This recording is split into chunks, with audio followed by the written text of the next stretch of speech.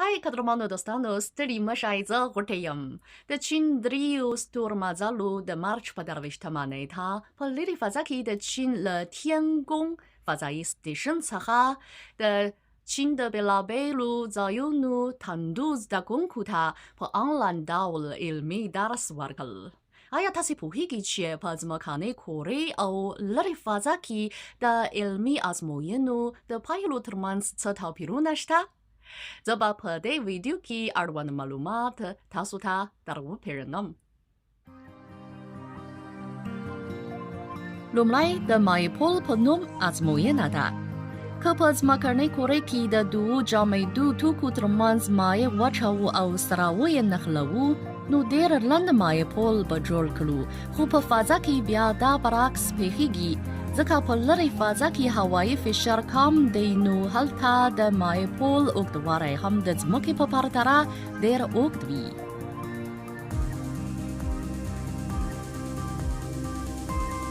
دوهم د کریستال ازموینه ده. په ځمکنۍ کورې کې د ځمکې د جاذبې قوت تر اغېزې لاندې د مایعاتو کریستال حالت همیشه له ټیټې خوا څخه لوړې خوا ته ځي، خو په لرې فضا کې بیا د کریستال حالات هرې خوا ته خوارېږي او د پوکڼۍ شکل غوره کوي. دریم د توکو غورځولو ازموینه ده.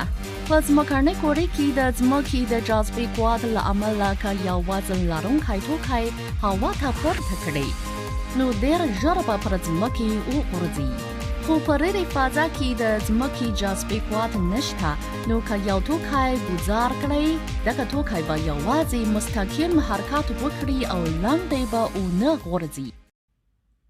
درنو دوستانو، څنګه آیا د دغو ازموینو علمي معلومات مو وپېژندل؟ ویل کېږي چې علم او تخنیک زموږ د ژوند د پرمختګ قوي خوځنده ځواک دی، نو هیله ده چې په راتلونکي کې د فضایي علمي ازموینو لا زیاتې پایلې زموږ د ژوند او ټولنې پرمختګ پیاوړی کړي. ستاسو له پاملرنې څخه ډېره مننه کوم. بریالي اوسئ.